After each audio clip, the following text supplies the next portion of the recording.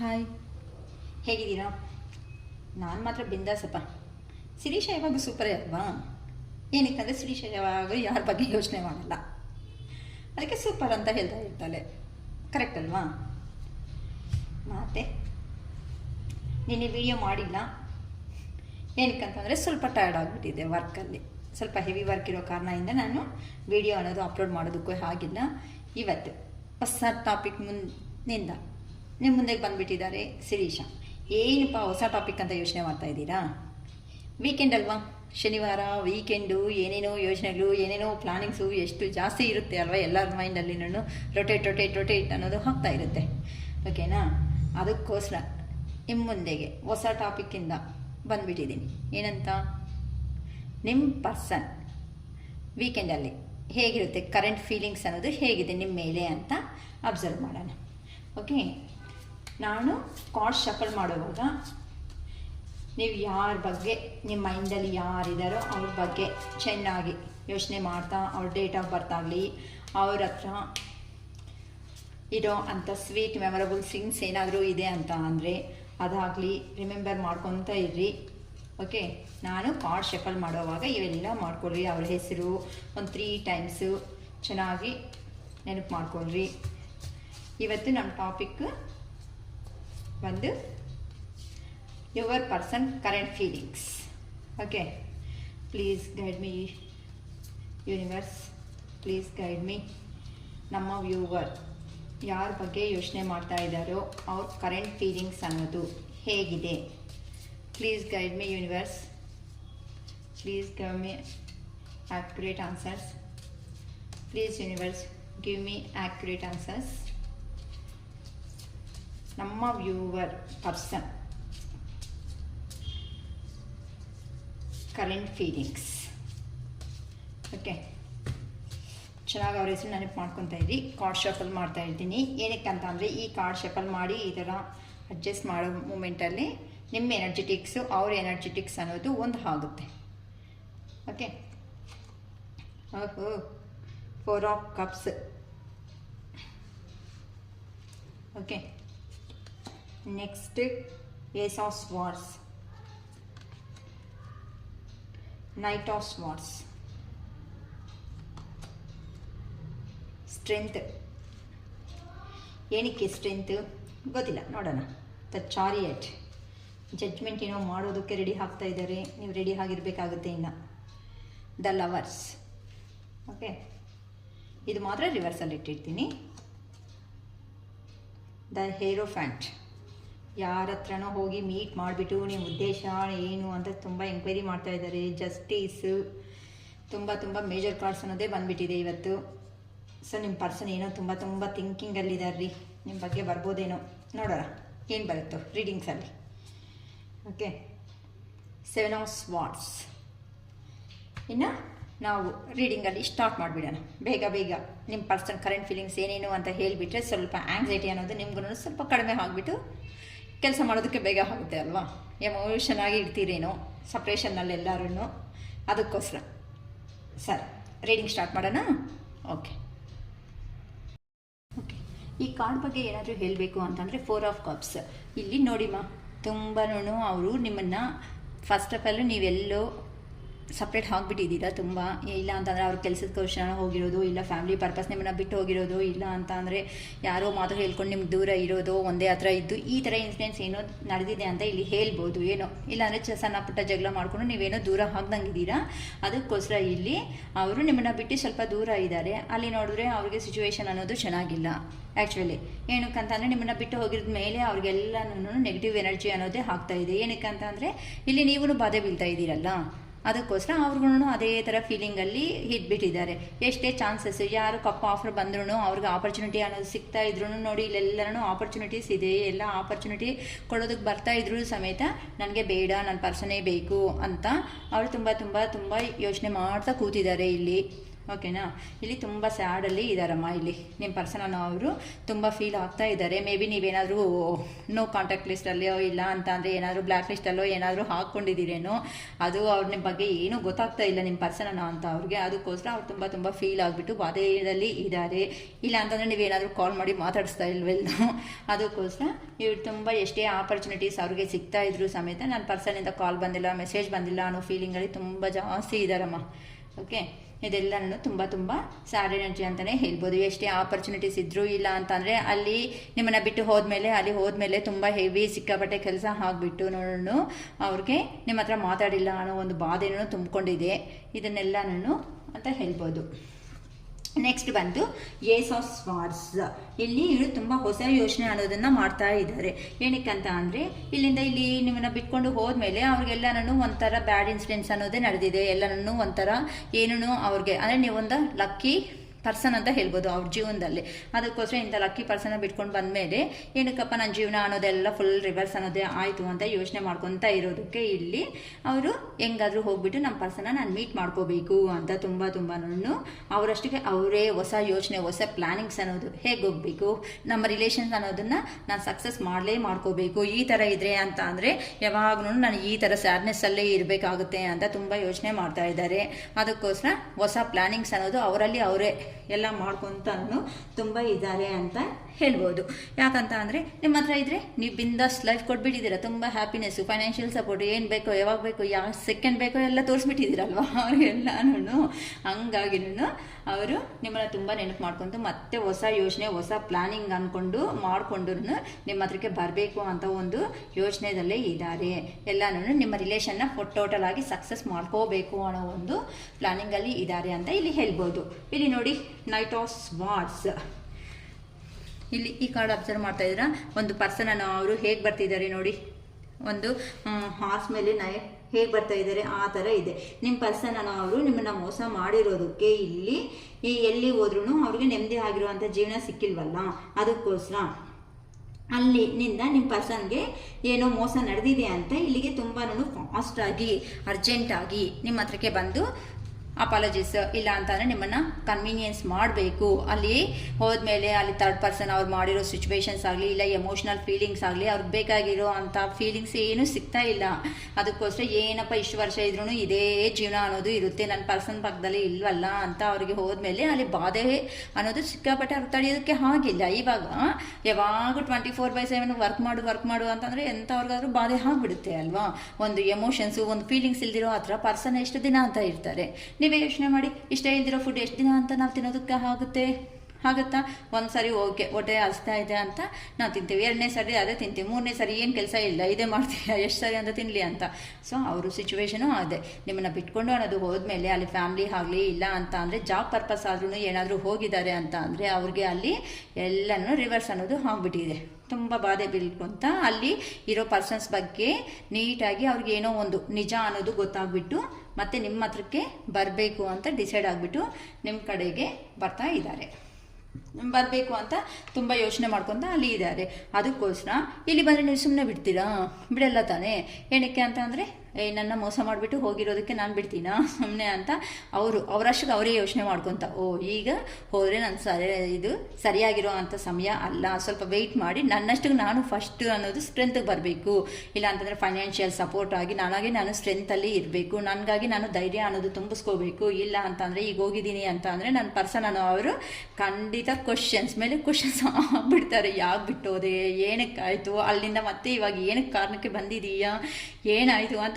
Normal ಅಲ್ವಾ, ನಮ್ಮ ladies ಫಸ್ಟೇ ಕ್ವಶನ್ಸ್ ಅಂದರೆ ಫಸ್ಟ್ ಆಫ್ ಆಲ್ ಕ್ವಶನ್ಸಲ್ಲಿ ಫಸ್ಟ್ ಆಗಿರ್ತೀವಿ ಅಲ್ವಾ. ಸೊ ಆ ಥರ ಎಲ್ಲಿ ಕ್ವಶನ್ಸ್ ಮಾಡ್ತಿರೋ ಅನ್ನೋ ಒಂದು ಬೈಕ್ನು ಫಸ್ಟ್ ನಾನು ಏನೇ ಕ್ವಶನ್ ಮಾಡಿದ್ರು ಅಲ್ಲಿ ಶಡಪ್ ಅಂತ ಬಾಯಿ ಮುಚ್ಚಿಸ್ಬೇಕು ಅನ್ನೋ ಥರ ಅವರಾಗಿ ಅವ್ರ ಸ್ಟ್ರೆಂತ್ ಅನ್ನೋದು ತುಂಬ ಜಾಸ್ತಿ ಹಾಕ್ಕೊಳ್ತಾ ಇದ್ದಾರೆ ಅಂತ ಇಲ್ಲಿ ಹೇಳ್ಬೋದಮ್ಮ.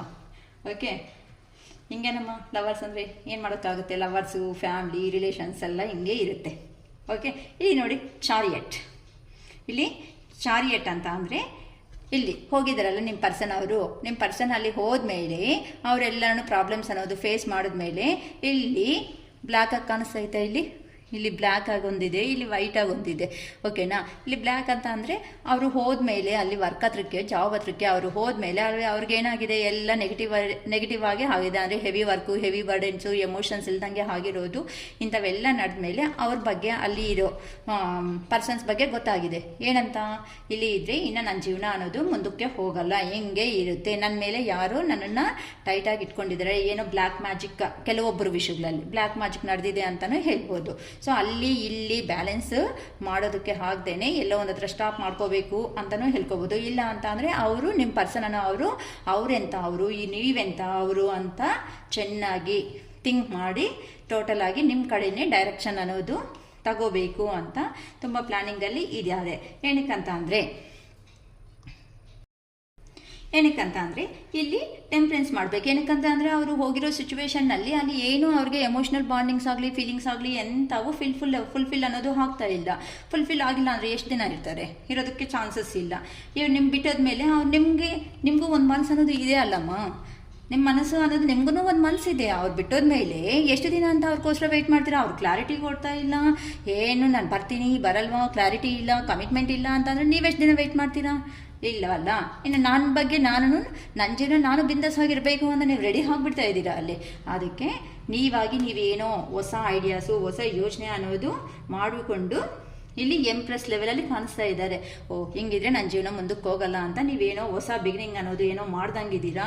ಇಲ್ಲ ಹೊಸ ಜಾಬು, ಇಲ್ಲ ಅಂತ ಅಂದರೆ ಏನಾದರೂ ಹೊಸ ಬಿಸ್ನೆಸ್ಸು, ಇಲ್ಲ ಚೆನ್ನಾಗಿ ರೆಡಿ ಆಗಿಬಿಟ್ಟು ಸ್ಟೈಲಿಶ್ ಆಗಿ ಖುಷಿಯಾಗಿ ಬಿಂದಾಸ್ ಆಗಿರೋ ಅಂಥ ಥರ ನೀವೇನಾದ್ರೂ ಪೋರ್ಟ್ರೇಟ್ ಏನಾದರೂ ಮಾಡ್ತಾ ಇದ್ದೀರೇನೋ ವಾಟ್ಸಪ್ಪು, ಸ್ಟೇಟಸಲ್ಲಿ, ಇನ್ಸ್ಟಾ, ಫೇಸ್ಬುಕ್ ಇಂಥದ್ನಲ್ಲಿ ಅವ್ರಿಗೆ ಆ ಥರ ಫೀಲಿಂಗ್ ಆಗ್ತಾ ಇದೆ. ಅಯ್ಯೋ ನನ್ನ ಪರ್ಸನ್ ಹತ್ರ ಇದ್ದಿದ್ರೆ ನಾನು ತುಂಬ ಚೆನ್ನಾಗಿರ್ತಾ ಇತ್ತು, ಇಲ್ಲಿ ನೋಡಿದ್ರೆ ಇಲ್ಲೇನೂ ಇಲ್ಲ, ಈಗ ಅವ್ರು ನೋಡಿದ್ರೆ ಒಳ್ಳೆ ಎಂಪ್ರೆಸ್ಸಲ್ಲಿ ಇದ್ದಾರೆ ಅಂತ ನಿಮ್ಮ ಪರ್ಸನ್ಗಮ್ಮ, ನನಗಲ್ಲ, ನಿಮ್ಮ ಪರ್ಸನ್ಗೆ ನೀವು ಆ ಥರ ಕಾಣಿಸ್ತಾ ಇದ್ದೀರಾ. ಅಲ್ಲಿದ್ದಿದ್ರೆ ಚೆನ್ನಾಗಿ ನೋಡ್ಕೊತಾ ಇದ್ರಿ, ನಿಮ್ಮ ಮಾತು ಕೇಳ್ತಾ ಇದ್ರೆ ಎಷ್ಟು ಚೆನ್ನಾಗಿ ನೋಡ್ಕೊತಾ ಇದ್ರೆ ಅವ್ರಿಗೆ ಬೇಕಾಗಿರೋ ಫುಲ್ಫಿಲ್ಮೆಂಟ್ ಎಲ್ಲ ಕೊಡ್ತಾ ಇದ್ರಲ್ವಾ. ಅದಕ್ಕೋಸ್ಕರ ಅವ್ರು ನಿಮ್ಮ ಬಗ್ಗೆ ಯೋಚನೆ ಮಾಡ್ತಾಯಿದ್ರು. ಏನಂತ, ಅಲ್ಲಿ ಇದಿದ್ರೆ ಚೆನ್ನಾಗಿತ್ತು, ಇವಾಗ ನಿಮಗೆ ಅಬಾಂಡೆನ್ಸ್ ಲೈಫ್ ಅಂತ ಅಂದರೆ ನಿಮಗೇನ ರಿಸ್ಟ್ರಿಕ್ಷನ್ ಕೊಡೋ ಅವರು ಯಾರೂ ಇಲ್ಲ. ಇಲ್ಲಿ ಫೈನಾನ್ಷಿಯಲ್ ಆಗಲಿ, ಇಲ್ಲ ಜಾಬ್ ಪರವಾಗಲಿ ನಿಮಗೆ ನೀವೇ ಒಂದು ಸ್ಟ್ಯಾಂಡಿಂಗ್ ಅನ್ನೋದು ತಗೊಂಡಿದ್ದೀರಾ. ನಿಮ್ಮನ್ನು ರಿಸ್ಟ್ರಿಕ್ಷನ್ ಮಾಡೋರು ಯಾರೂ ಇಲ್ಲ ಅಂತ ನೀವು ಕಾಣಿಸ್ತಾ ಇದ್ದಂಗೆ ಇದ್ದೀರಾ ನಿಮ್ಮ ಪರ್ಸನ್ ಅಂತ ಅವ್ರಿಗೆ. ಅದಕ್ಕೋಸ್ಕರನೂ ಅವರು ಹೇಗಾದರೂ ಆಗಲಿ ನನಗೆ ನೋಡಿದ್ರೆ ಇಲ್ಲಿ ಬಾಧೆ ಬಿಟ್ಟು ಏನೂ ಇಲ್ಲ, ಅದಕ್ಕೋಸ್ಕರ ನನ್ನ ಪರ್ಸನ್ ಹತ್ರಕ್ಕೆ ನಾನು ಹೋಗಬೇಕು ಅಂತ. ಇಲ್ಲಿ ನೋಡಿ 3 ಜನ ಟ್ರಯಾಂಗಲ್ ಇದ್ದಂಗಿದೆ, ಅದಕ್ಕೋಸ್ಕರ ಇಲ್ಲೇ ಹೋಗಬೇಕು ಅಂತ ಅವ್ರು ತುಂಬ ಯೋಚನೆನೂ ಮಾಡ್ತಾ ಇದ್ದಾರೆ ಅಂತ ಇಲ್ಲಿ ಹೇಳ್ಬೋದು. ನೆಕ್ಸ್ಟ್ ಬಂದು ಲವರ್ಸ್. ಏನಕ್ಕೆ ಲವರ್ಸ್ ಅಂದರೆ ಎಲ್ಲ ಫುಲ್ಫಿಲ್ಮೆಂಟ್, ಎಲ್ಲ ಎಮೋಷನ್ಸು ಎಲ್ಲನೂ ಆಗಿರುತ್ತೆ ಅಲ್ವಮ್ಮ, ಎಮೋಷನ್ಸ್. ಇಲ್ಲಿ ಲವರ್ಸ್ ಅಂತ ಅಂದರೆ ಏನಕ್ಕಂದರೆ ನಿಮ್ಮ ಹತ್ರ ರಿಲೇಷನ್ಸ್ ಇಟ್ಕೊಂಡು, ನೀವಂದರೆ ಇಷ್ಟ ಇಲ್ಲ ಅನ್ನೋದು ಇಟ್ಕೊಂಡು ಎಲ್ಲ ದೂರ ಹೋಗ್ಬಿಟ್ಟು ನಾನು ಇರ್ತೀನಿ, ನೀವು ಬೇಕಾಗಿಲ್ಲ, ನೀನು ಹಂಗೆ ನೀನು ಹಿಂಗೆ ಅಂತ ಬೈತಾ ಇರ್ತಾರೆ ಕೆಲವೊಬ್ಬರು, ನೋಡಿದ್ದೀವಲ್ವ.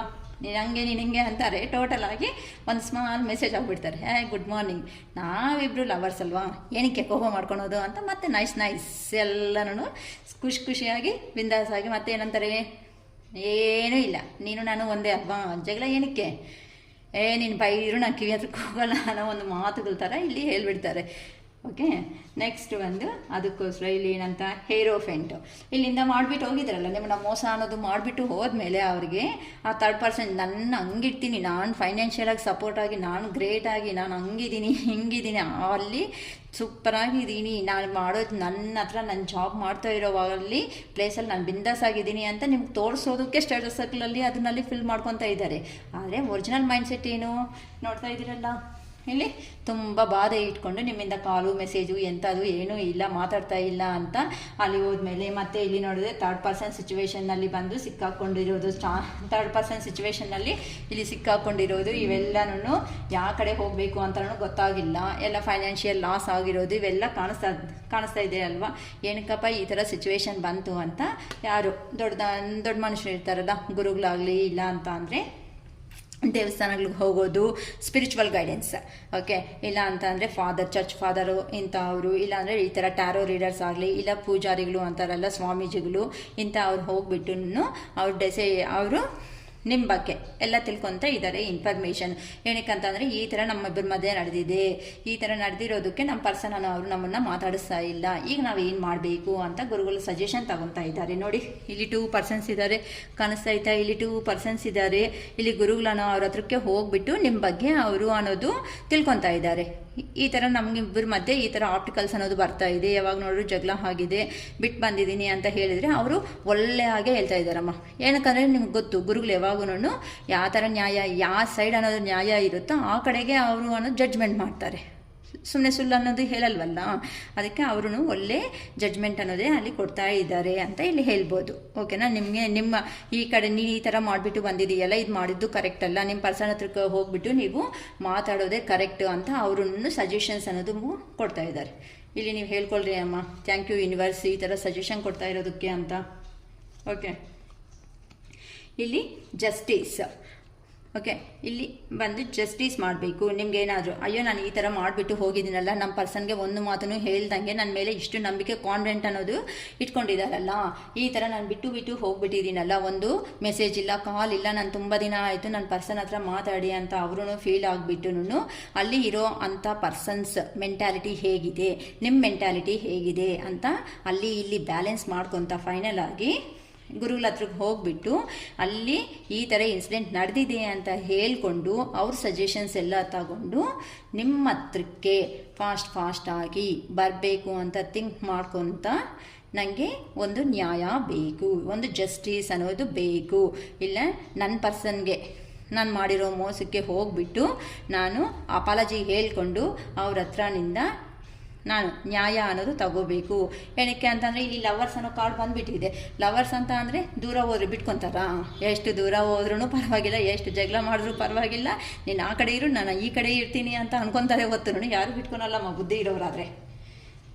ಕರೆಕ್ಟ್ ಅಲ್ವಾ? ಇನ್ ಕೇಸು ಬುದ್ಧಿ ಇಲ್ಲ ಮ್ಯಾಮ್ ದೂರ ಹೋಗಿದ್ದಾರೆ ಅಂತ ಅಂದರೆ ಇಲ್ಲ ಅಂತಂದರೆ ನೋವು ತಿಂತಾ ಇರ್ತಾರೆ ಅಷ್ಟೇ, ಅಲ್ಲಿ ಸಾಯೋವರೆಗೂ ನೋವು ತಿನ್ಕೊಂತ ಇರ್ತಾರೆ. ಅದಕ್ಕೋಸ್ಕರ ಇವರು ಜಸ್ಟಿಸ್ ತಗೊಂಡು ನನ್ನ ಪರ್ಸನ್ನ ನಾನು ಹೋಗ್ಬಿಟ್ಟು ಮೀಟ್ ಆಗಿಬಿಟ್ಟು ನನ್ನ ಹತ್ರ ಇರೋ ಅಂತ ನಡೆದಿರೋ ಅಂಥ ಸಿಚುವೇಶನ್ಸ್ ಎಲ್ಲ ಹೇಳಿಬಿಟ್ಟು ನಾನು ಅಪಾಲಜೀಸು ಅಂತ ಹೇಳಿಕೊಂಡು ಅಟ್ಲೀಸ್ಟ್ ಆಗಾರು ನನ್ನ ಪರ್ಸನ್ನು ಅವರು ನನ್ನ ಮೇಲೆ ಸ್ವಲ್ಪ ಒಳ್ಳೆಯ ಅಭಿಪ್ರಾಯಕ್ಕೆ ಬರ್ತಾರೆ ಅಂತ ನಿಮ್ಮ ಕಡೆ ಬರಬೇಕು ಅಂತ ನೋಡ್ತಾ ಪ್ಲ್ಯಾನ್ ಮಾಡ್ಕೊತ ಇದ್ದಾರಮ್ಮ. ಏನಾದರೂ ಬಂದು ನಿಮಗೆ ಒಂದು ಜಸ್ಟಿಸ್ ಅನ್ನೋದು ಮಾಡ್ತಾರೆ ಅಂತೆ ನೋಡ್ಕೊಳ್ರಿ. ಇಲ್ಲ ನೀವಾದ್ರೂ ಕಾಂಪ್ರಮೈಸ್ ಆಗಿಬಿಟ್ಟು ಸರಿ ನಾನು ನಡೆದಿದೆ ನೆಕ್ಸ್ಟು ಈ ಥರ ಮಾತಾಡಬೇಡಿ ಅಂತ ನೀವಾದ್ರೂ ಇದು ಮಾಡಿ. ಏನಕ್ಕೆ ಅಂತ ಅಂದರೆ ಇಲ್ಲಿ ಇಷ್ಟು ದಿನ ಅವ್ರು ಮಾಡಿದ್ದಾರೆ ಅಲ್ವಾ, ಅವ್ರು ಮಾಡಿದ್ಮೇಲೆ ಫಸ್ಟ್ ಆಫ್ ಆಲ್ ನೀವು ಒಂದೇ ಸಾರಿ ಬಂದಮೇಲೆ ನೀವು ಸ್ಟ್ಯಾಂಡನ್ನು ತಗೋಬೇಡಿ. ಅವರು ಏನು ಹೇಳ್ತಾರೋ ನೀಟಾಗಿ ಕೇಳಿಸ್ಕೊಳ್ಳಿ ಫಸ್ಟು. ಅಯ್ಯೋ ಬಂದಿದೆಯಾ ಅಂತ ನಮಗೆ ದೂರ ಆಗಿದ್ದಾರೆ ಅಂತ ನಿಮ್ಮಲ್ಲಿ ಇರೋ ಕೋಪ ಎಲ್ಲ ಆಗಿಬಿಟ್ಟು ಕ್ವಶನ್ ಮೇಲೆ ಕ್ವಶನ್ ಅಂತ ಹಾಕ್ಕೊತ ಹೋಗಬೇಡಿಮ್ಮ. ಫಸ್ಟ್ ಅನ್ನೋದು ಇಷ್ಟು ಸಪ್ರೇಷನ್ ಅನ್ನೋದು ಬಂದಮೇಲೆ ಒಂದು ಪರ್ಸನ್ ಅಲ್ಲಿ ಪ್ರಾಬ್ಲಮ್ಸ್ ಇದ್ರೆ ಅಲ್ವಾ ನಿಮ್ಮ ಹತ್ರಕ್ಕೆ ಬರೋದು. ಚೆನ್ನಾಗಿ ನಿಮಗೆ ಯೋಚನೆ ಮಾಡ್ಕೊಳ್ರಿ. ಅಲ್ಲಿ ಒಂದು ಪರ್ಸನ್ ಅನ್ನೋ ಅವರು ಲವ್ ಮಾಡಿರೋ ಅಂಥ ಪರ್ಸನ್ ಅನ್ನೋ ಅವರು ದೂರ ಹೋಗ್ಬಿಟ್ಟು ಸಪ್ರೇಷನ್ನಲ್ಲಿ ಇದ್ದು ಅಲ್ಲಿ ಪ್ರಾಬ್ಲಮ್ಸ್ ಇರೋದಕ್ಕೆ ನಿಮ್ಮ ಹತ್ರಕ್ಕೆ ಬರ್ತಾ ಇದ್ದಾರೆ. ನೀವು ಆಲ್ರೆಡಿ ಸತ್ತೋಗಿರೋ ಹಾವು ಮೇಲೆ ಇನ್ನೂ ಅದೇನಂತಾರೆ ಸತ್ತೋಗೋ ಥರ ಮಾಡಿದ್ರೆ ಏನಾಗುತ್ತೆ? ಸ್ಮೆಲ್ ಅನ್ನೋದು ಬರುತ್ತೆ ಇನ್ನೂ ವರಸ್ಟಾಗಿ. ಸೊ ಅಂಥ ಕೆಲಸ ಮಾಡಬೇಡಿ. ಆ ಪರ್ಸನ್ ನಿಮ್ಮ ಹತ್ರಕ್ಕೆ ಬರ್ತಾ ಇದ್ದಾನೆ ಅಂತಂದರೆ ಖಂಡಿತ ಅವರು ಅನ್ನೋದು ಪ್ರಾಬ್ಲಮ್ಸಲ್ಲಿ ಇರೋದಕ್ಕೆ ನೀವು ಅಷ್ಟು ಪ್ರೀತಿ ಕೊಟ್ಟಿರೋದಕ್ಕೆ ನಿಮ್ಮ ಹತ್ರಕ್ಕೆ ಬರ್ತಾ ಇದ್ದಾನೆ. ನ್ಯಾಯ ಮಾಡಬೇಕು, ಇಲ್ಲ ನನಗೆ ನ್ಯಾಯ ಅನ್ನೋದು ನಡೀಬೇಕು ಅಂತ. ಓಕೆನಾ? ಸೊ ಅವ್ರು ಫಸ್ಟ್ ಆಫ್ ಆಲ್ ಅವರು ಏನು ಮಾತಾಡ್ತಾರೆ ಅಂತ ಕೂಲಾಗಿ ಕೂತ್ಕೊಂಡು ಅವ್ರ ಮಾತುಗಳನ್ನೆಲ್ಲ ಕೇಳಿಬಿಟ್ಟು ನೀವು ಬೇಕಂದರೆ ಸ್ವಲ್ಪ ಟೈಮ್ ಅನ್ನೋದು ತಗೊಳ್ಳಿ. ಸ್ವಲ್ಪ ಟೈಮ್ ತಗೊಂಡು ಮತ್ತೆ ಆ ಪರ್ಸನ್ ಅನ್ನೋ ಅಂತ ಅವರು ಕರೆಕ್ಟಾಗಿ ಅನಿಸಿದ್ದಾರೆ, ಅವರು ಹೇಳೋ ಮಾತುಗಳಲ್ಲಿ ನಿಮಗೆ ಕರೆಕ್ಟ್ ಅನ್ನೋದು ಕಾಣಿಸ್ತಾ ಇದೆ ಅಂತ ಅನ್ನಂಗಿದ್ರೆ ಓಕೆ, ನಿಮ್ಮ ಫ್ಯಾಮಿಲಿ ಮೆಂಬರ್ಸ್ನ ಇದೆಲ್ಲ ಒಪ್ಪಿಸ್ಕೊಂಡು ಮೂವ್ ಆನ್ ಆಗಿ. ಇಲ್ಲ ಅಂತೀರಾ ಬೇಡ ಅಂತ ಅಂದ್ಕೊಂಡು ಡೆಸಿಷನ್ ತಗೊಂಡೆ. ಆದರೆ ಇಮ್ಮಿಡಿಯೇಟ್ ಡೆಸಿಷನ್ ಅನ್ನೋದು ತಗೋಬೇಡಿ. ಏನಕ್ಕೆ ಆಲ್ರೆಡಿ ಇಲ್ಲಿ ಲವರ್ಸ್ ಅಂತ ಬಂದಿದೆ ಅಲ್ವಾ, ಒರಿಜಿನಲ್ ಆಗಿ ಜೆನ್ಯೂನ್ ಆಗಿ ಲವ್ ಮಾಡೋ ಅಂಥವ್ರಿಗೆ ಬೇಗ ಬಿಟ್ಕೊಂಡ್ರು ಸಮೇತ ದೂರ ಇರೋದಕ್ಕೆ ಆಗಲ್ಲಮ್ಮ. ತುಂಬ ನೋವು ಅನ್ನೋದು ತಿನ್ನಬೇಕಾಗುತ್ತೆ. ಅದಕ್ಕೋಸ್ಕರ ಬೇಕಂತ ಅಂದರೆ ಅವ್ರ ಮಾತುಗಳ ಕೈಲ ಮೇಲೆ ಸ್ವಲ್ಪ ಟೈಮ್ ಅನ್ನೋದು ತಗೊಂಡು ನೀವು ಯೋಚನೆ ಮಾಡಿ. ಏನಕ್ಕೆ ಅಂತೀರಾ, ಇಲ್ಲಿ ಪಾಸ್ಟ್ ಲೈಫಲ್ಲಿ ಅಂತ ಅಂದರೆ ನಿಮ್ಮನ್ನ ಹತ್ರ ಏನು ಹೇಳ್ದಂಗೆ ಸಪ್ರೇಷನ್ ಆಗಿರೋ ಅಂಥ ಈ ಪರ್ಸನ್ ಅನ್ನೋ ಅಂತ ಅವರು ಏನು ಹೇಳ್ದಂಗೆ ಮಾತುಗಳು ಆನ್ ಆ್ಯಂಡ್ ಆಫ್ ಸಿಚುವೇಷನ್ನಲ್ಲಿ ಇರೋ ಅಂಥ ಈ ಪರ್ಸನ್ನು ನಿಮ್ಮ ಲೈಫಲ್ಲಿ ಬಂದಿದ್ರೆ ಎಂಥ ಲೈಫ್ ಕೊಡ್ತಾರೆ ಅಂತ ನಿಮಗೂ ಕ್ಲಾರಿಫಿಕೇಷನ್ ಅನ್ನೋದು ಬೇಕಾಗುತ್ತೆ ಅಲ್ವಾ. ಅದಕ್ಕೋಸ್ಕರ ಇಮ್ಮಿಡಿಯೇಟಾಗಿ ನೀವು ಅನ್ನೋದನ್ನು ನಿಮ್ಮ ಮೈಂಡಲ್ಲಿ ಇರೋದು, ಅಯ್ಯೋ ನೀನು ಬಂದುಬಿಟ್ಟೆ ಹಂಗೆ ಹಿಂಗೆ ಅಂತ ಅವ್ರ ಮುಂದೆ ಎಲ್ಲ ಇರೋ ಎಮೋಷನ್ ಎಲ್ಲ ಹಾಕ್ಬಿಡಬೇಡಿ.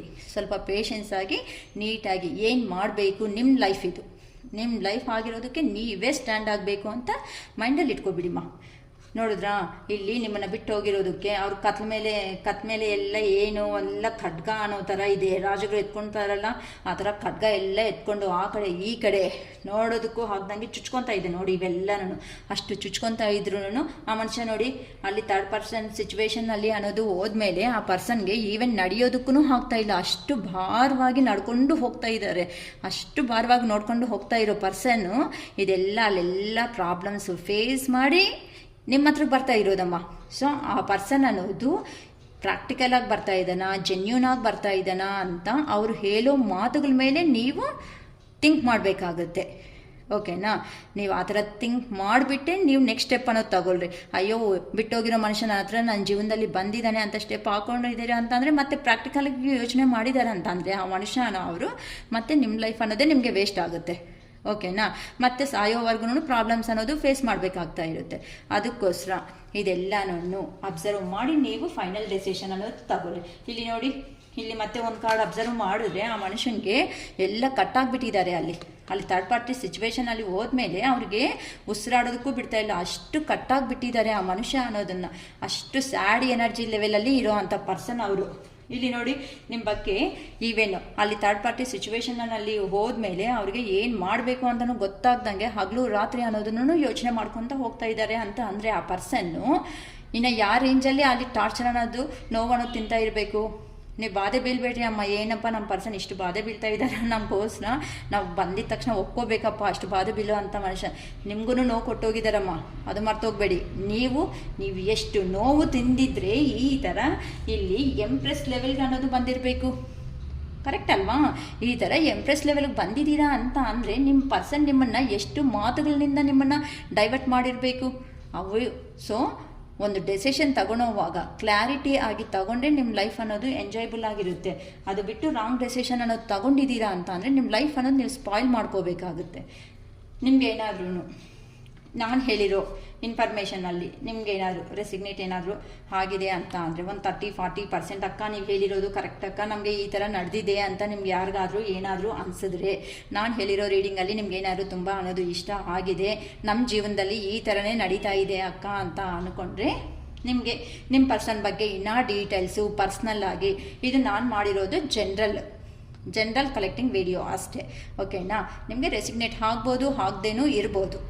ಹಾಗಿಲ್ಲ ಅಂತಂದರೆ ಬಿಟ್ಬಿಡಿ. ಆಗಿದೆ ಅಂತಂದರೆ ನಮ್ಮದೇ ಅಂತ ನೀವು ತಗೊಳ್ರಿ. ನಿಮ್ಮ ಪರ್ಸನ್ ಬಗ್ಗೆ ಏನಾದ್ರೂ ನಾವು ಡೀಟೇಲ್ಸ್ ತಗೋಬೇಕು ಅನ್ಕೊತಾ ಇದ್ದೀವಿ ಅಕ್ಕ ಅಂತ ಅನ್ನಂಗಿದ್ರೆ ಖಂಡಿತ ನನ್ನ ನಂಬರ್ ಅನ್ನೋದು ಪ್ರೊವೈಡ್ ಮಾಡ್ತಾ ಇದ್ದೀನಿ. 7725947636 ಈ ಕಾಂಟ್ಯಾಕ್ಟ್ ನಂಬರ್ಗೆ ನನ್ನ ಕಾಂಟ್ಯಾಕ್ಟ್ ಮಾಡಿ ನಿಮ್ಮ ಪರ್ಸನ್ ಇನ್ಫಾರ್ಮೇಷನ್ ಅನ್ನೋದು ತಿಳ್ಕೊಬೋದು. ಓಕೆನಾ? ಬಾಯ್.